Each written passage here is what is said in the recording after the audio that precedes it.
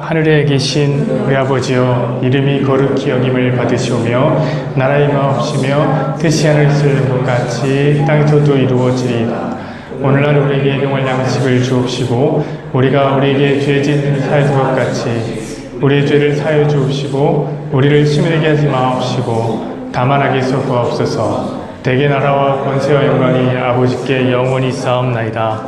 아멘. 오늘은 용서의 가치라는 제목으로 말씀을 나누려고 합니다. 이 오타 아닙니다. 제가 이렇게 일부러 써놨어요. 이거 또 이런 거 보면 오타라고 하는 사람들이 있어서 써놨습니다. 제가 참 사랑하는 청년 하나가 있는데 그 청년이 그 타교의 청년인데요. 주기도문을 공과하고 있었습니다. 주기도문을 공과하니까 우리처럼 이렇게 쭉쭉쭉 나갔겠죠. 그러다가 오늘 우리가 만난 우리가 우리에게 죄 지은 자를 사하여 준 것 같이 우리의 죄를 사하여 주옵소서를 딱 만난 거예요. 그래서 이 청년이 중고등부의 선생님을 하고 있어서 아이들한테 쉽게 이걸 어떻게 설명할 수 있을까 하면서 이제 서두에 이런 질문을 한 거예요. 혹시 용서할 수 없는 미워하는 사람이 너희에게 있냐? 이런 질문을 한 거죠. 그러면서 한번 손 들어봐. 애들이 눈높이에 맞춰서 손 들어봐. 이렇게 얘기를 한 거예요. 처음에 이런 질문을 했습니다. 혹시 집에서 미워하는 사람이 있냐? 이렇게 물어봤어요. 그랬더니 애들이 이렇게 손을 들었어요. 학교에서 미워하는 사람이 있냐? 이렇게 얘기했더니 몇몇 아이들이 이렇게 또 손을 들었습니다. 학원에서 미워하는 사람 있니? 손을 이렇게 들었어요. 교회에서 혹시 없길 바란 마음으로 교회에서 혹시 미워하는 사람 있니? 이랬더니 손 들었어요. 근데 그 친구가 저한테 얘기해 주는데 어떤 한 아이가 유독 눈에 띄었대요. 그 아이는 모든 것에 손을 들고 있는 거예요. 그러면서 얘기하기를 한 예민한 아이가 있습니다. 저한테 이렇게 얘기를 하는데 한참 웃었는데 그 아이를 생각하고 나다 보니까 그 아이가 참 솔직하구나 라는 생각을 했어요. 여러분, 우리는 어떻습니까? 여러분들에게도 손들어 보라고 하면 어떻게 들 수 있을까요? 이런 얘기가 있습니다. 도라이 보존의 법칙이라고 해서 제가 센 발음으로 안 했어요. 이 교회니까. 법칙 아시나요? 혹시? 우리 주변에는 어딜 가도 마음에 안 드는 미운 놈 하나쯤은 있다. 이런 얘기죠. 이런 얘기. 만약에 찾았는데 없으면 어떻게 되는 거죠? 그쵸. 내가 그런 미운 놈이에요. 회사에 가도 그렇게 마음에 안 드는 미운 놈 하나 있잖아요. 진짜 괴롭히는 상사가 있다든지. 그렇죠. 가정에 없었으면 좋겠는데 쉽지 않습니다. 우리 가정에도 그렇게 우리 마음을 핥히고 가는 그런 가족들 하나쯤은 있을 거다라는 생각이 듭니다. 다들 저들이 좋다고 해서 모인 친구 모임에 나가도 다 좋아서 만난 사람들인데도 그 중에 한 사람은 꼭 이렇게 내 마음을 아프게 하고 그런 사람들 있습니다. 여러분이 경험으로 다 알고 있잖아요.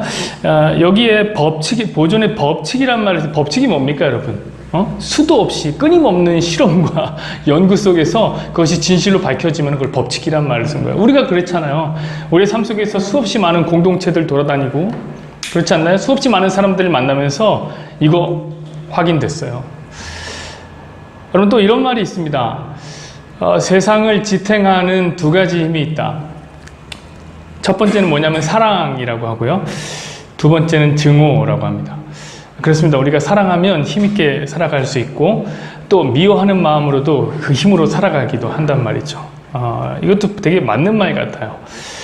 여러분에게 한번 물어보고 싶어요. 이제 여러분들은 한 30년 사신 분도 있고 20년 사신 분도 있고 그런데 우리가 살아오면서 이런 것들을 경험했을 텐데 세상에는 뭐가 더 많습니까? 저는 말하고 싶지 않아요. 사랑이 더 많습니까? 증오가 더 많은 것 같습니까? 제가 이렇게 요즘 SNS를 이렇게 싹 올리다 보면 사람들이 많이 화가 나 있는 것 같아요. 여러분, 증오는 미세먼지와 같이 존재한다라고 말하고 싶습니다. 여러분, 공기 분자가요, 이 1제곱센티니까 딱 요만한 손톱도 안 되는 만큼의 그곳에 몇 개가 있는지 아십니까? 3,000경계가 있습니다.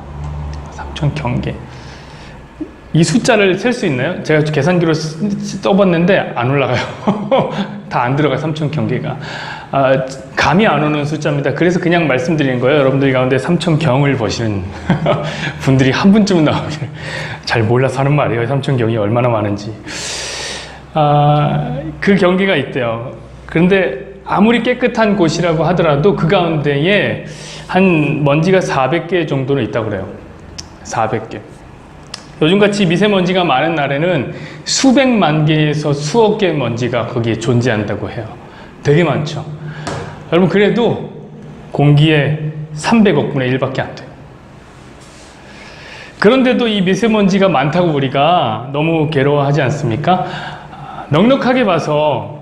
그런데 이 세상의 힘의 절반이 만약에 사랑과 증오가 절반이라면, 여러분, 이 증오는 미세먼지보다 더 심각하게 우리를 괴롭히고 있는 것이다 라는 생각이 든단 말이죠. 그래서 오늘의 이 주제, 용서라는 이야기는 참 부담스러운 주제예요. 참 껄끄러운 주제예요. 말하기도 껄끄럽고 듣기도 껄끄러워요. 미리 각오하고 들어가자 라는 말에서 이렇게 말씀을 드렸습니다. 혹시 압니까? 또 각오하고 들어가면 우리가 예상한 것보다 또 쉬울지 아무도 모릅니다. 오늘의 말씀은 이거예요. 우리가 우리에게 죄 지은 자를 사하여 준 것 같이 우리의 죄를 사하여 주옵시며. 자, 이 표현을 보십시오. 어떤 표현 같습니까?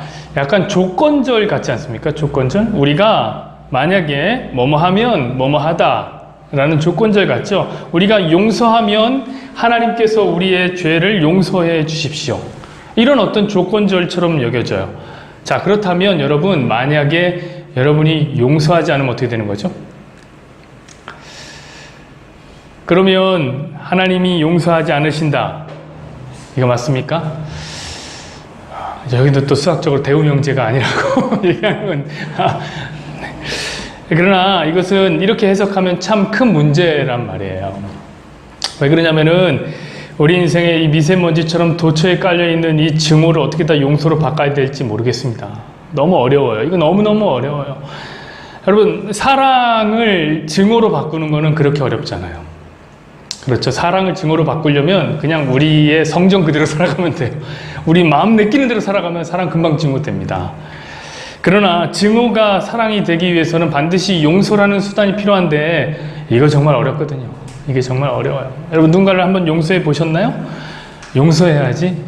그 사람 용서해야지 하면서 말은 그렇게 하는데 막 몸은 바들바들 떨려요. 쉽지 않습니다. 그래서 오늘의 이 구절은 심각한 오해들을 불러일으키고 있습니다. 두 가지 오해가 있는데 첫 번째 오해는 뭐냐면은 신학의 오해예요. 어떤 오해일까요? 여러분은 어떻게 구원을 받습니까? 우리 하나님의 말씀을 진심으로 사랑하는 태박교회 성도들은 다 알죠. 두말할 것도 없어요. 이거 믿음 때문에 우리 구원받는 거예요. 우리 믿음으로 구원받죠. 자, 그렇다면 이 믿음은 누가 주시는 겁니까? 제가 숱하게 말씀드렸습니다. 이거 하나님이 주신 선물이다. 우리 한 번 더 볼까요? 이 말씀 그냥 머릿속에 확 넣어버리세요. 에베소서 2장 8절입니다. 너희는 그 은혜에 인하여 의에서 믿음으로 말미암아 구원을 받았으니 이것은 너희에게서 난 것이 아니요 하나님의 선물이라. 여러분, 그렇습니다. 우리는 믿음으로 구원을 받아요. 근데 이 믿음이 누구의 선물이라고요? 하나님의 선물이라고요. 그러니까 하나님께서 우리를 구원해 주신 거예요. 은혜로. 그러므로 우리의 행함에서는 어떠한 구원의 근거를 찾을 수가 없는 것입니다. 그래서 이 말씀이 있는 에베소서 2장 8절에 있는 2장의 5절 그 위에는 이렇게 설명을 하는데 한번 넘겨주세요. 이렇게 설명하겠습니다. 허물로 죽은 우리를 그리스도와 함께 살리셨고 너희는 은혜로 구원을 받은 것이라. 자, 우리가 죽었다는 거예요. 우리가 하나님의 생명에서 끊어져서 죽었습니다. 여러분, 죽은 자는 말이 없습니다. 말만 없습니까? 어떤 행동도 할 수가 없는 거예요. 그러므로 우리의 행함에서 구원의 근거를 찾을 수 없다. 그러면서 아주 친절하게 가로를 걷다가 써서 너희는 은혜로 구원을 받은 거야. 행함으로 구원을 받은 게 아닌 거야. 이렇게 얘기하고 있습니다. 그런데 오늘의 본문에서 우리의 용서가 하나님의 용서를 불러온다면, 우리가 용서해 하나님이 용서해 준다면, 여러분, 그러면 구원은 누가 성취하는 것입니까? 우리가 성취하는 거예요. 그렇지 않나요? 이것이 성경 전체의 흐름과 맞지 않다. 성경의 맥과 맞지 않다. 이런 오해가 있습니다. 또한 어떤 오해가 있냐면은 용서 자체에 대한 오해가 생기는 거예요. 여러분 생각을 해보십시오. 용서가 만약에 구원과 직결되어 있다면 여러분 이 용서는 반드시 의무화됩니다. 그럴 수밖에 없지 않겠습니까, 여러분?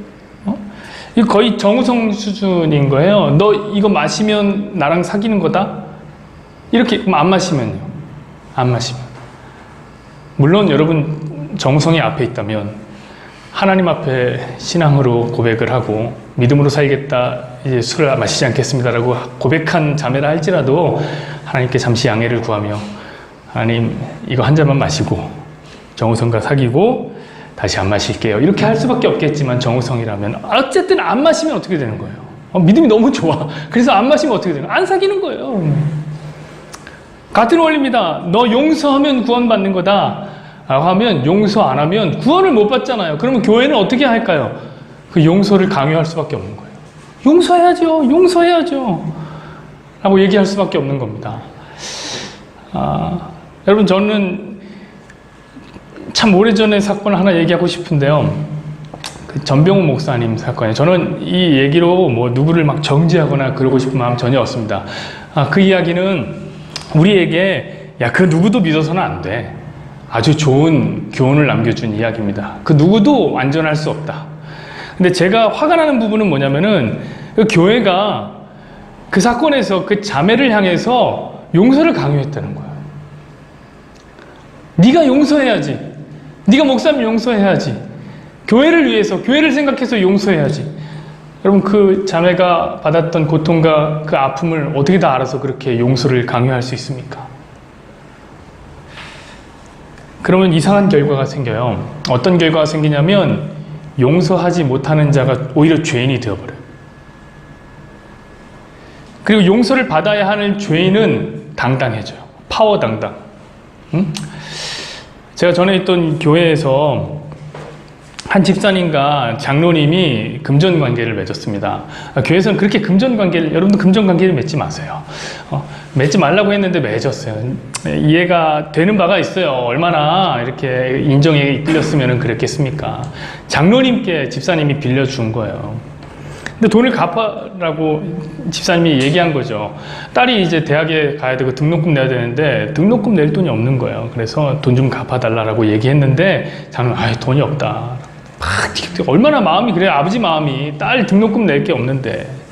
그래서 막 싸우는데 중간에서 장로님이 껴있으니까 교회가 나섰죠. 둘이 용서하시고 서로 이렇게 이해하십시오. 장로님 돈이 있으면 이렇게 주지 않겠습니까? 하고 용서를 하고 그래 용서합니다. 막 이러면서 했어요. 끝났어요. 근데 알고 봤더니 장로님이 돈이 없는 게 아니었던 거예요.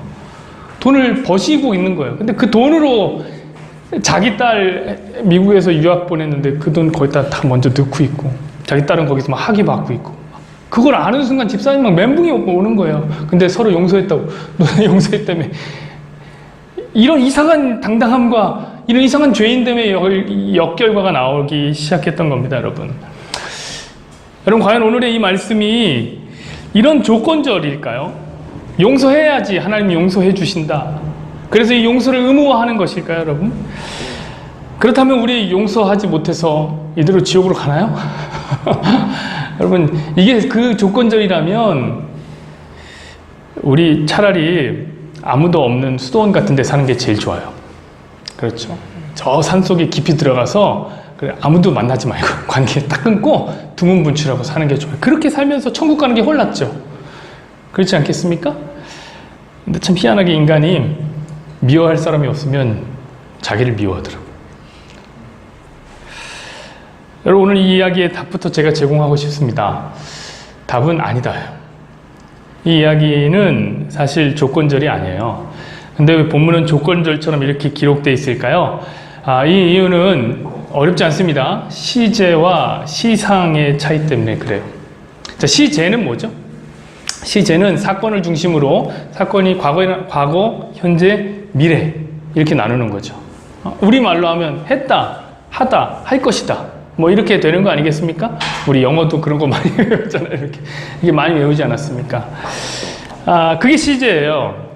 근데 시상은 뭐냐면은 그런 게 없어요. 그 사건이 완료됐냐, 완료되지 못했냐. 완료와 미완료로 나눠지는 게 시상입니다. 시간의 관계라는 것인데. 여러분, 근데 예수님 시대의 언어가 뭐였냐면 아람어였어요. 아람어. 예수님 아람어를 쓰셨단 말이죠. 이 아람어는 바벨론의 언어인데, 바벨론에서 포로 생활할 때 이스라엘이 배워왔던 말이에요. 그 말은 이 히브리어와 매우 흡사한 히브리어와 형제의 언어입니다. 근데 이 아람어는 시제가 없어요. 시상만 존재해요. 참 재밌죠? 근데 문제는 뭐냐면은 오늘 우리가 읽은 이 신약 성경은 전부 헬라어로 기록됐다는 거죠. 헬라어로. 헬라어는 어떤 언어죠? 영어랑 비슷하잖아요, 헬라어가. 그래서 시제라는 게 존재하는 거예요. 시제라는 게. 그래서 마태복음을 보면 마치 과거와 현재처럼 쓰여져 있단 말이에요. 우리가 이미 용서한 것처럼 과거에, 그리고 현재 용서하옵소서. 과거에 한 일이 오늘에 영향을 미치는 조건절처럼 보인단 말이에요. 그런데 사실 이 마태복음은 아람어에 익숙한 마태복음은 유대인들에게 쓰여진 글이에요. 그러니까 유대인들은 이걸 보면서 시제로 판단하지 않아요. 시상으로 판단하는 거예요. 시상.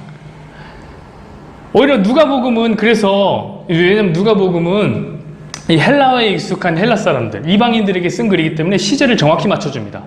그래서 어떤 시제를 쓰냐면 현재와 현재의 시제를 썼어요. 어떻게 했냐면 우리가 용서하오니 용서하소서, 이렇게 현재로 둘 다 맞췄단 말이에요. 맞췄어요.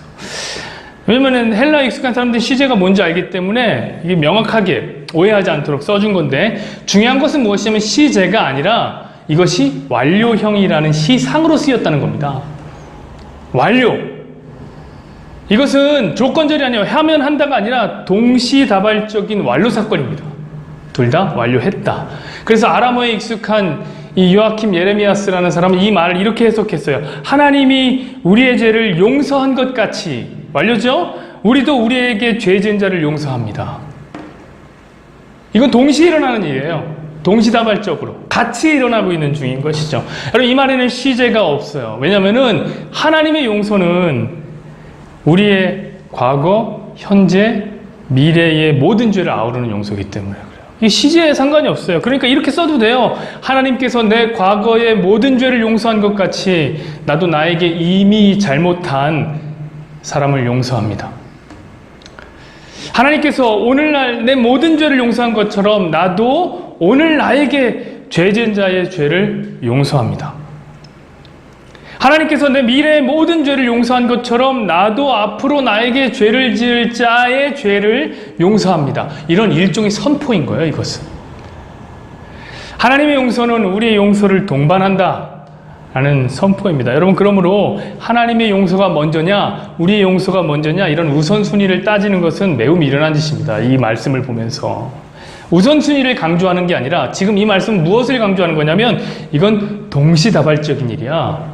같이 일어나는 일이야 라고 얘기하고 있는 것입니다. 그럼 심지어 이 기도를 누가 지금 배우고 있습니까? 이 기도를 배우는 사람들은 이미 창세전에 하나님에 의해서 선택된, 그러니까 그 말은 무엇입니까? 이미 용서받은 사람들에게 하나님께서 말씀하시는 거예요. 자, 그러면 신약적인 오해가 지금 풀리지 않았습니까? 우리가 먼저 용서해 주어야 용서를 받는 거 아닙니다. 아, 진짜 쉬우죠. 오히려 순서로 따지자면 하나님의 용서가 훨씬 먼저 있었어요. 왜냐면은 창세전에 이미 용서를 받았으니까. 그리스도의 십자가가 창세전에 이미 섰습니다. 그래서 우리를 용서했으니까. 그러나 반드시 그와 동시에 어떤 게 일어나냐면 우리의 용서가 나오게 된다라는 거예요. 왜냐하면 이것은 동시다발적인 일이기 때문에 그렇습니다. 자, 신학적 오해가 풀렸습니다. 그러나 신학적인 오해가 풀렸다 하더라도 모든 문제가 해결된 건 아니에요. 무슨 문제가 남았습니까? 동시에 일어나야 하는 우리 용서가 아직 안 나타났잖아요. 우리 용서 안 하고 있잖아요, 지금. 여러분, 질문 하나 하죠. 여러분은 얼마나 용서하고 있습니까? 어떤 신실한 그리스도인들은 이런 얘기를 해요. 나는 모든 사람을 용서했대요. 나는 모든 사람을 사랑해. 진짜 모든 사람을 용서했나요? 저는 용서했다고 말하는 사람 중에 제대로 용서한 사람을 본 적이 없습니다. 왜 그러냐면 인간의 용서는 한계가 있어요. 어머니의 예를 들어볼까요? 어머니는 자식들 얼마나 사랑합니까? 그렇죠. 진짜 없어서 뭐 진짜 막 아끼죠. 물고 빨고 난리도 아닙니다. 저희 어머니도 저를 그렇게 사랑하셨죠. 저희 어머니와의 예가 있어요. 저희 어머니는 저에게 두 가지를 금지하셨습니다. 어렸을 때. 오락실 가지 마라. 오락실 가면 나쁜 사람 될 줄 알았던 거예요. 저 오락실 열심히 다녔는데 그렇게 나쁜 사람은 아닙니다. 근데 두 번째 뭐였냐면 거짓말 하지 마라. 이거였어요. 근데 이거는 독립적으로 이루어지잖아요. 여러분 오락실 가려면 반드시 거짓말 해야 돼요. 이게 어려워요. 어려워. 근데 어머니한테 한번 딱 걸렸어요. 그랬더니 어머니가 탁 데리고더니 너 내가 용서해 줄게. 너 내가 딱 3번 용서해 준다. 절대 오락실 가지 마. 거짓말 하지 마. 두 번째 가다 걸렸어요. 또 이게 너 두 번째야. 너 한 번만 남았어. 세 번째, 이번 안 걸리려고 그랬는데 이걸 충분히 좀 누리려고 그랬는데 3번을 꼬리가 길어서 걸렸어요. 세 번째 걸렸어요. 그러면 안 가야 되는데 제가 얼마나 오락실을 좋아했는지 몰라요. 학교 가는 길에 오락실이 있거든요. 그거 진짜 못 참아요. 그래서 어쩔 수 없이 딱 들어갔다가 우리 형이 진짜 못됐죠. 그 일러 갖춰 친척 형이 딱 걸렸어요. 그날 진짜 얼마나 두들겨 맞았냐면 어머니가 저를 전깃줄로, 그 어린 아이를 전깃줄로 묶어놓고 막 때리는데 그 다음부터는 진짜 오락실을 진짜 몰래 갔습니다. 진짜 너무 많이 맞았어요. 근데 그때 어떻게 어머니께서 하시냐면 너 내가 전에 이러고 갔던 거, 그 전에 너 갔던 거, 세 번째 갔던 거 거기 도착해서 너 언제 거짓말했던 거, 너 몇 살 때부터 거짓말했던 거 이거를 다 끄집어 나오기 시작하는데 용서한 게 아니었어요. 그냥 쌓아둔 거였죠. 용서했다고 생각하나요? 아니에요. 쌓아둔 거예요. 여러분 2부의 경고라는 노래, 이 얘기하면 나이가 나오는데 박미경이라는 여자가, 너희들 모르지? 2부의 경고? 우리 시대 여성들은 노래방 18번으로 불렀던 노래예요. 바람 피운 남자에게 경고를 날리는 노래인데 여기 보면 이런 가사가 있습니다. 누구나 한 번은 실수하지만 2번은 안 돼. 내가 못 견딜 테니까.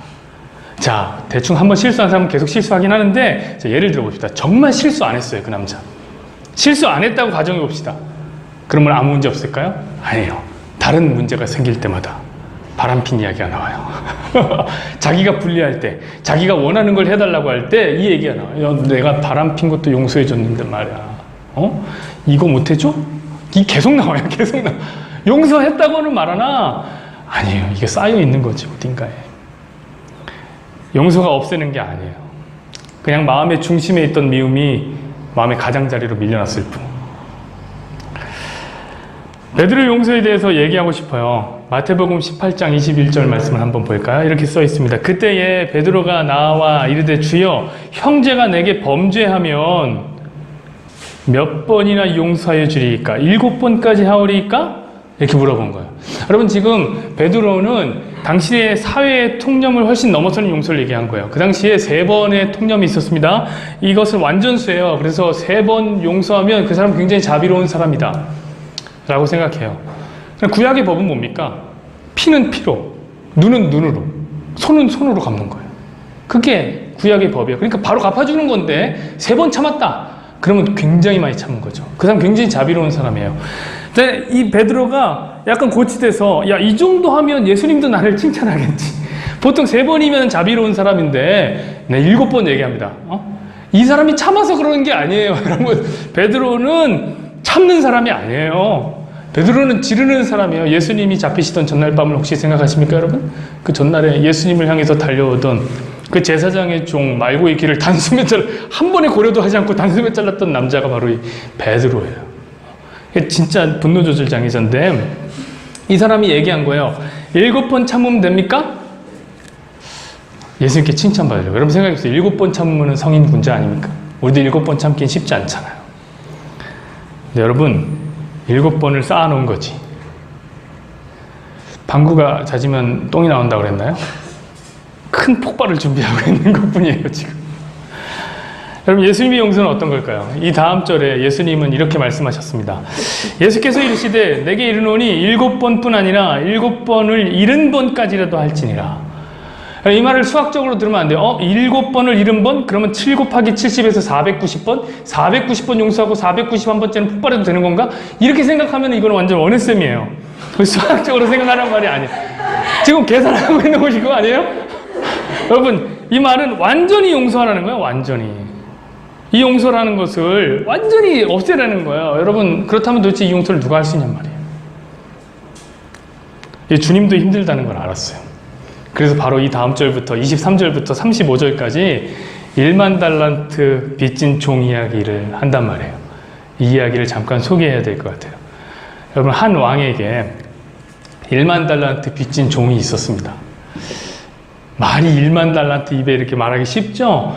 1만 달란트 오늘날의 돈으로 환산하면 30조 정도 돼요. 서울시 일반 예산 정도 되는 거 아닙니까? 2018년도 서울시 예산이 31조더라고요. 여러분, 한 달란트라는 것은 6천 데나리온을 얘기하는데, 한 데나리온은 한 사람의 하루 품삯이에요. 그러니까 6천일의 품삯이에요. 한 20년 정도의 품삯이 되는 거예요. 거기에 만 곱하면 어떻게 되는 거예요? 1만 달란트니까. 그러면 만을 곱하면 20만 년의 품삯이에요. 20만 년. 숨도 안 쉬고, 여러분. 계속 1만 하는, 계속 1만. 밥 먹으면 안 돼요. 밥 먹으면 이 돈 못 모아요. 여러분, 지금부터 예수님까지 2000년. 그 위로 아브라함까지 한 1500년 정도. 우리 6000년 된 거예요. 6000년으로도 커버가 안 돼요. 안 돼요. 20만 년을 일해야 되는 거예요. 그런 엄청난 돈이에요. 근데 단순 환산하니까 이 정도 돈이지, 사실 그 당시에 이 돈은 훨씬 더 큰 돈이었어요. 왜 그러냐면 이 유대 지역에, 지금 로마는 유대의 속국이 지배하는 나라였단 말이에요. 유대가 속국이었죠. 이 유대 지역에서 로마 제국에 바치는 세금이 그 당시에 얼마였냐면 한 해에 600달란트 정도 됐어요. 600달란트. 근데 그 달란트만 세금을 내면 되니까 이 유대 지역의 분봉왕이었던 헤롯은 황제가 아니죠. 유대 지역만 다스린 분봉왕이에요. 이 황제였던, 이 분봉왕이었던 헤롯은 900달란트를 거둬들입니다. 유대인들에게, 유대 이 지역에서. 그래서 300달란트 자기가 쓰고 600달란트는 로마로 보낸 거예요. 여러분 생각해보세요. 한 국가의 1년 세수가 600달란트밖에 안 되는 거예요. 응? 그 당시 식민지잖아요. 지금 우리처럼 세금 한 10%만 내.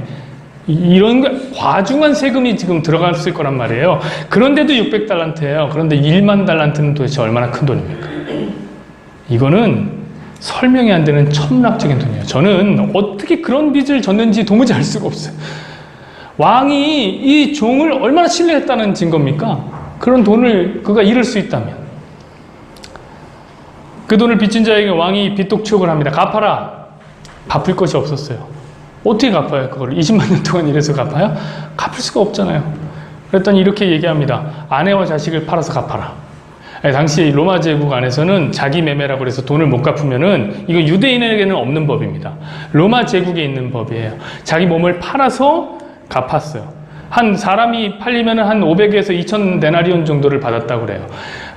아무리 많이 쳐서 2000 데나리온 정도를 받았다 하더라도 여러분 얼마를 팔아야 됩니까? 3만 명 팔아야 돼요. 3만 명. 가족이 그 정도로 많아요? 그럴 수는 없는 거죠. 근데 이 종의 반응이 더 웃겨요. 종이 뭐라고 하냐면은, 시간을 좀 내주십시오. 그럼 내가 꼭 다 갚겠습니다. 얼마나 내줘야 돼요? 20만 년 기다려주면 돼요? 안 된다니까요. 못 갚아요, 이거. 그거 보니까 임금이 용서해 준 거예요. 이놈이 잘나서가 아니라, 이놈이 착해서가 아니라, 야, 못 갚겠구나, 이놈이. 불쌍하게 그냥 용서해 준 거예요. 야, 됐다. 그러니까 이 사람은 지금 한 번의 인생만을 그에게 구원받은 게 아니에요. 20만 년이니까 엄청난 인생을 구원받은 거예요. 얼마나 행복했겠습니까? 너무 기쁜 마음으로 1만 달란트 상감받은 종이 길을 나섰습니다. 나 이제 완전히 살았어. 자식도, 아내도 다 팔려갔어야 되는데. 살았어 하고 나오다가 누굴 만납니까? 자신에게 100데나리온 빚진 친구를 만납니다. 그 친구를 보자마자 어떻게 할까요? 야, 1만 달란트를 탕감받는데 이놈을 여기서 만나더니 대박이다. 그리고 빚독촉을 하는 거예요. 100데나리온 갚아라. 못 갚겠다. 돈이 없다. 그래서 어떻게 합니까? 옥에 가둡니다. 이 사실을 들은 왕이 그 이야기를 듣고 그를, 이놈 너 왜 그랬어 하고 영원한 옥에 가두었다. 이 이야기입니다. 여러분, 오늘 이 이야기가 왜 나왔을까요? 인간이 그래요. 1만 달란트를 용서받았는데 100데나리온을 빚진 자를 용서를 못 해준다. 용서하라는 거예요. 어떻게 생각해보세요. 생각해보세요. 이놈 나쁜 놈이죠? 1만 달란트를 용서받았는데 100데나리온을 용서 안 받았어? 용서 안 해줘? 여러분들, 저는 이거를 계속 보는데, 이 일련의 사건을 성경을 보는데, 묘한 공감대를 이 사람에게서 느꼈어요. 여러분 한번 생각해 보세요. 저는 이 사람 이해가 되는 거예요. 갚을 돈이 하나도 없었어요, 왕에게. 그래서 지금 아내도 팔려나갈 셈이, 자식도 팔려나갈 상황을 방금 전에 겪은 거예요. 방금 전에. 이 사람 돈 하나도 없어요. 근데 이게 웬 떡이에요? 왕이 용서해 줬죠. 그리고 나오다가 자기에게 빚진 자도 만난 거예요. 지금 그 사람 돈 하나도 없어요. 100데나리온이면 2천만 원 정도는 되는 돈인데 여러분 그거 안 필요했겠습니까? 그거 있으면 좀 살 수 있잖아요. 용서받은 거 금방 잊어버렸어. 중요한 건 뭐예요? 지금 돈 달라는 거죠. 나도 살아야 되니까. 여러분 이해 안 됩니까? 저만 나쁜 놈입니까? 저만 나쁜 놈이에요? 어쩜 나라도 그러지 않았을까? 그런 생각이 들더라고요, 제가. 여러분 중요한 것은 우리가 그런 존재라는 것을 예수님도 안다는 거예요. 우린 용서와 멀어요. 우린 악착같이 움켜줘야지 마음이 편해요. 인간이 그래요. 태어날 때 두 주먹 불끈 쥐고 움켜쥐고 태어나고 돌아가실 때 되면 손을 그제서야 놓는다. 이게 인간 아닙니까? 당연히 용서는 어려운 것이고 용서한다고 말은 하지만 용서하는 척만 하는 거 아닙니까? 그래서 오늘 예수님께서 그럼 우리를 아시고 주기도문을 통해서 이렇게 불가능한 용서의 문제에 두 가지 해결책을 주신 거예요. 저는 오늘 이 두 가지 해결책을 얘기하려고 합니다. 첫 번째는 뭐냐면 우리가 해야 되는 용서는 반드시 동시다발적인 용서다 라는 거예요. 여러분 1만 달란트 빚진 종이 그렇게 된 패착이 도대체 무엇입니까? 치명적 실수가 뭐죠? 왕에게 1만 달란트를 용서받은 게 문제인가요? 아니 그건 아니죠. 용서 받아야지 살지. 그거 어떻게 할 거예요? 20만 년 동안 일할 거예요? 그럴 수는 없잖아요. 그럼 뭐가 문제예요? 용서하지 못한 자를 만나서 내가 용서하지 못한 그 사람 용서해줘야 되는데 용서 못한 게 잘못입니까? 아니라니까. 저도 그럴 것 같다니까요. 저는 진짜 치명적인 이 사람의 실수는 뭐냐면은 이거라고 생각해요. 그가 왕의 앞을 떠난 거죠. 왕의 앞을 떠나서 그 사람을 만난 게 문제예요. 여러분 생각을 해보세요. 만약에 자기에게 빚진 자를 100데나리온 빚진 친구를 그 왕 앞에서 만났으면 어떻게 됐을까요? 1만 달란트를 빚진 그가 100데나리온 빚진 친구를 옥에 가둘 수 있었겠습니까? 그 왕 앞에서 만났으면 절대 그럴 수 없죠. 왜냐하면 자기가 더 나쁜 놈이니까. 자기가 더 죄인이라는 걸 알면 그럴 수 없어요. 여러분 그래서 동시다발적인 완료형으로 오늘 설명해 놓으신 거예요. 주님께서는 같이. 여러분 오늘날 사람들은 참 용서를 몰라요. 제가 SNS에 처음에 얘기했잖아요. 온갖 험담들이 쏟아집니다. 특별히 저는 이번에 맞춰진 이 지방선거에 대한 이야기를 하려고 그러는데 늘 그랬지만 이번 지방선거는 특히 정책선거가 아니었어요. 정책은 온데간데 없이 인신공격과 네거티브를 주를 이루는 선거였습니다. 물론 저는 이 죄 많은 세상에서 진정한 용서는 바라지도 않아요. 그럴 수도 없고 이렇게 하는 게 당연한 거예요. 이게 세상의 논리야. 서로 물고 뜯는 것이. 근데 제가 참 재밌는 것을 발견했는데 뭐냐면은 지금 온갖 서로 막 인신공격을 날리는 그 와중에 세게 네거티브를 못하는 사람들이 있더라니까요. 제가 그 사람들을 발견했는데 그 사람들이 누군지 아십니까 여러분? 자기가 더 큰 잘못을 갖고 있는 사람들은 세게 말 못해요. 내가 더 큰 문제를 갖고 있는 사람들은 말을 잘 못하더라고요. 여러분 오늘 주님께서 하나님의 용서와 인간의 용서를 동시다발적으로 묶어놓으신 이유, 같이 완료형으로 묶어놓으신 이유, 이것은 우리에게 용서를 강조하기 위함이 아닙니다. 용서해, 용서 안 하면 너 구원 못 받아? 이렇게 우리를 찍어 누르기 위함이 아니에요, 여러분. 그러나 여러분도 누군가를 향해서 이런 폭력을 저지르지 마십시오. 여러분 용서라는 것은 정말 쉬운 게 아니에요. 저는 진짜 함부로 용서를 강요하는 사람 보면 화가 난단 말이에요. 그 사람이 당한 일을 모르잖아요. 그 사람의 마음을 모르잖아요. 아무도 모르면서 어떻게 그런 말 합니까? 여러분 용서는 당사자가 하는 거지 제3자가 하는 게 아니란 말입니다. 주님도 그런 거예요. 주기도문은 우리의 용서가 아니라 우리의 용서를 강요한 게 아니라 하나님의 용서를 강조하고 있는 중이에요. 도무지 갚을 수 없는 1만 달란트 용서받은 왕 앞으로 우리를 데려가는 게 주기도문이에요. 그 은혜 현장 앞에서 우리를 세우는 것입니다. 우리를 위해서 1만 달란트를 희생하신 그 왕 앞에 선다면 여러분 용서는 그냥 동시다발적으로 나오는 거예요. 내가 용서하려고 애쓰는 게 아니라 여러분 애써야 돼요. 그거 당연히 그냥 되는 거예요. 그냥 첫 번째 용서의 답은 용서하신 하나님과 같이 있을 때 찾을 수 있는 겁니다. 같이. 우리 용서의 가치. 이제 오타 아니라고 했죠? 두 번째 해답은 뭐냐면 역시 그 하나님과 같이 용서하라는 거예요. 오늘날 우리가 우리에게 죄 지은 자를 사해준 것 같이. 여러분, 우리가 본문을 보면서 절대 놓치면 안 되는 단어 하나가 있는데 그게 뭐냐면 같이라는 단어예요. 같이. 이거 헬라 호스라는 건데 이것은 뭐뭐처럼, 뭐뭐와 같이 이런 얘기예요. 여러분, 우리의 용서는 우리를 용서하신 그 하나님의 용서와 어떻다는 거예요? 같다는 거예요. 똑같은 용서라는 거예요. 여러분, 그러면 하나님의 용서가 어떤 것인지 알면 우리도 더 쉽게 용서할 수 있지 않을까요? 여러분, 하나님의 용서는 어떤 것입니까? 대책 없는 용서인가요? 아무런 대책 없이 그냥 용서해 준 겁니까? 여러분, 오늘날 우리가 살아가는 이 핵가족 사회 안에서 우리가 대책 없이 용서하는 것이 얼마나 많은 심각한 문제를 야기하고 있다는 걸 알고 있잖아요. 저 애들이 너무 하나 둘이 있으니까 너무 오냐 키우니까 이놈이 뭘 잘못했는지도 모르고 어떻게 살아야 되는지도 모르고 그냥 용서만 해주는 거예요. 그래, 괜찮아. 여러분, 대책 없는 용서는 아이를 사랑하는 게 아니에요. 아이를 망치는 거죠. 우리 그거 잘 알고 있지 않나요? 여러분, 왜 조두순이라는 사람들이 이 조두순이라는 사람의 출소에 저렇게 분노하는 걸까요?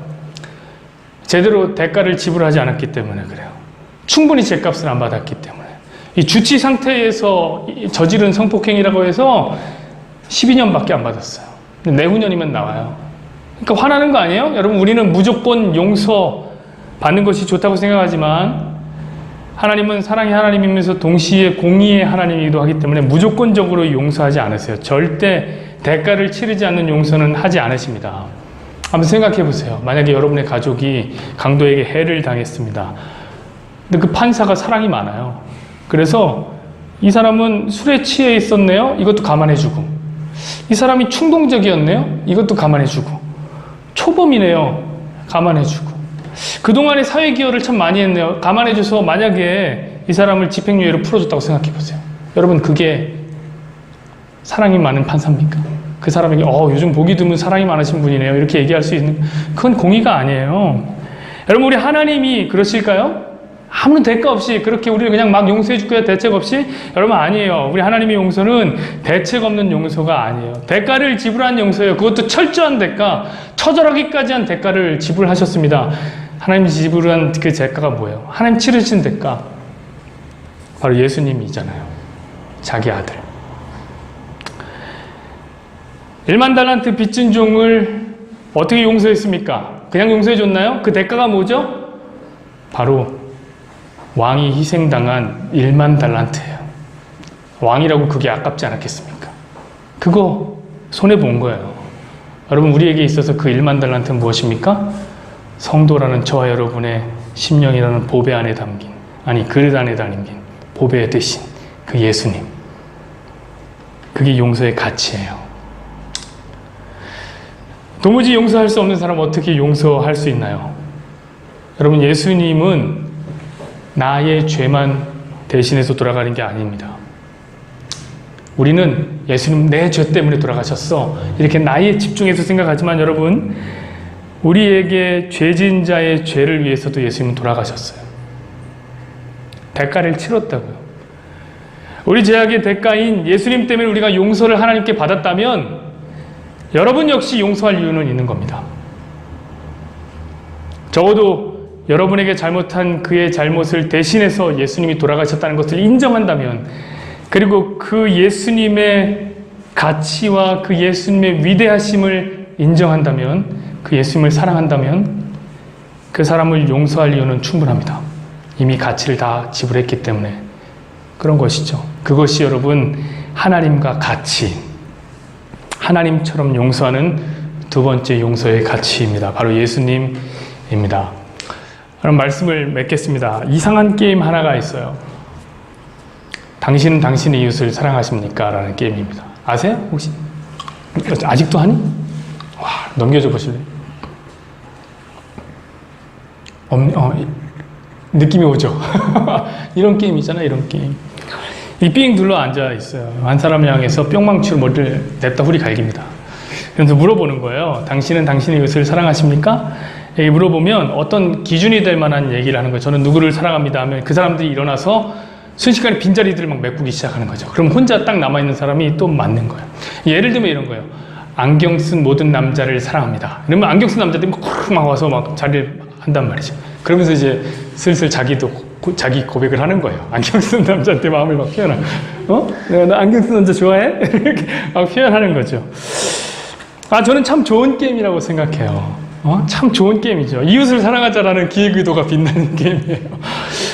근데 이 게임의 기획 의도는 할 때마다 매번 빗나가요. 참 재밌어요. 게임 하다 보면 세게 때려서 삐지고, 자리 안 내줬다고 삐지고, 자기 이름 안 불러줘, 자기 왕따 시켰다고 삐지고, 사랑하자라고 해서 게임했는데 이 게임 끝나고 나면 이상하게 상처만 남아요. 레크레이션 하다가 막 우는 애들을 제가 많이 봤습니다. 제가 전도사 할 때 이렇게 보면 애들이 이거 하고 있거든요. 제가 그거 보면서 야, 이게 인간이구나 라는 철학적인 깨달음을 얻었어요. 입으로는 사랑을 말하면서 말이야, 사정없이 머리통을 후려 갈기는, 그리고 서로 감정 상하는, 이게 인간이구나. 그런데 여러분, 감정이 안 상할 수도 있어요. 그 와중에 어떨 때 안 상합니까? 흑기사가 출동하면 돼요. 흑기사가 나 대신 내가 맞아야 하는 뿅마치 맞아주고, 내가 자리를 못 잡아서 뻘쭘하게 서 있을 때 은근 슬쩍 일어나면서 여기 앉아 라고 해주는 사람, 내 이름이 안 불려갖고 혼자 왕따 돼서 슬퍼하고 있을 때 내 이름을 불러줄 한 사람만 있다면 여러분, 이 게임 재밌어요. 그냥 사랑해버리죠. 이웃 얼마든지 내 이웃을 사랑합니다, 안경 쓴 사람 다 사랑합니다, 티셔츠 입은 사람 다 사랑합니다, 이렇게 할 수 있습니다. 여러분, 우리에겐 그분이 있습니다. 그렇게 해줄 분이 있어요. 바로 예수님이죠. 말씀 완전히 맺어버리죠. 여러분, 용서는 늘 하나님 앞에 죄인으로 서 있을 때 가능한 일입니다. 또한 용서는 가장 소중한 예수님이 용서의 가치가 되어주신 것을 인정할 때에 가능한 겁니다. 여러분, 용서는 억지로 할 수 있는 게 아니에요. 억지로 한다고 되지도 않습니다. 그냥 은혜를 사모하는 거예요. 여러분, 이 은혜의 소낙비가 우리에게 내려준다면 우리의 마음속에 이 증오가 중심에 있든지 가장자리에 있든지 상관없어요. 여러분, 뭐 비가 뭐 중심에만 옵니까? 가장자리에만 옵니까? 비가 오면 우리의 증오가 우리 마음속에 어디 있든지 그냥 다 휩쓸고 내려가 버릴 거예요. 그게 용서죠. 여러분, 꼭 기억하십시오. 하나님과 같이 있을 때, 하나님과 같이 용서하는 것, 이것이 오늘 주님이 얘기하시는 용서의 가치다.